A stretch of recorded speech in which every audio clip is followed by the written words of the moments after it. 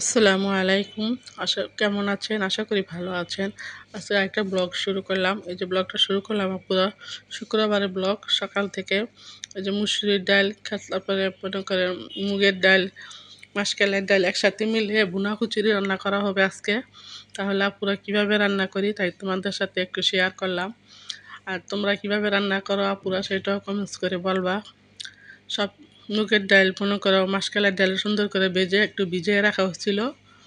এখন এই যে একসাথে সব মিক্স করে এই যে খিচুড়িটা বসায় দেওয়া হইতেছে। হলুদ, মরিচ, ধনিয়ার গুঁড়া, আদা, মশলা সবই তো দেওয়া হইল পুরা।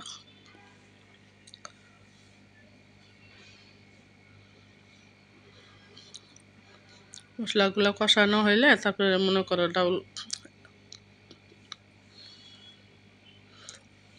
কষানো হয়ে গেছে। এখন এই যে চাউলগুলো দিয়ে দিলাম। কমেন্টস করে বলবা পুরো আমার খিচুড়িটা রান্না করা হয়েছে নাকি। আর যদি ভুল হয় ক্ষমা দৃষ্টিতে দেখবা হইলে সেটাও বলবা। এই যে দেখা পানি দিয়ে দিলাম। এই যে খিচুড়িটা আমাদের হয়ে গেছে। ভুনা খিচুড়ি, হাঁসের মাংস। আজকের মতো এই পর্যন্ত।